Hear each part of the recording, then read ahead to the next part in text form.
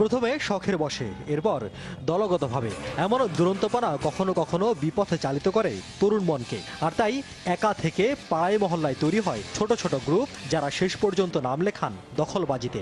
শুরু হয় আধিপত্য বিস্তারের মরণ খেলা।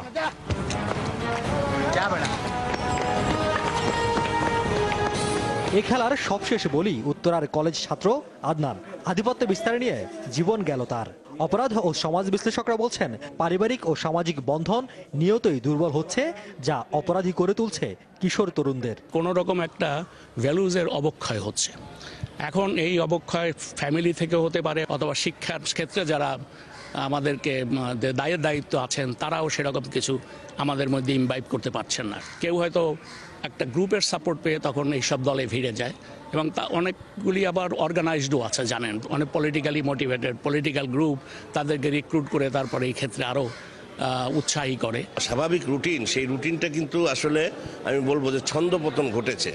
এই আকাশ সংস্কৃতি বলি, এই গ্লোবালাইজেশন বলি, এই টেকনোলজির এফেক্ট বলি, কিংবা এই আমাদের দেশের অর্থনৈতিক উন্নয়নের ফলে হাতে টাকা পয়সা বা এক ধরনের এই যে কনজুমারিজম যেটাকে আমরা বলছি, জিনিসপত্রের প্রতি লোভ, অ্যাট্রাকশন। উত্তরার আদনানের মতো সাম্প্রতিককালে রাজধানীতে এমন বেশ কয়েকটি ঘটনার শিকার হয়েছেন শিক্ষক, ছাত্র থেকে শুরু করে সাধারণ এলাকাবাসী। তাহলে এ থেকে উত্তরণের উপায় কি? প্রত্যেকটা পরিবার তার নিজস্ব চিন্তাধারা আছে, নিজস্ব ব্যাখ্যা আছে, কিন্তু এই ব্যাখ্যাটা হয়তো ব্যক্তিকেন্দ্রিক, ওই সমস্যা কেন্দ্রিক, কিন্তু আমাদের তো বৃহত্তরভাবে বুঝতে হবে।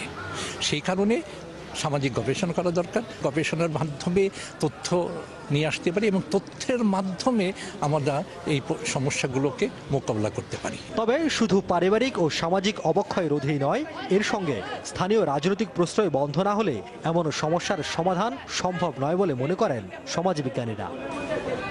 রিয়াজ রায়হান, যমুনা নিউজ, ঢাকা।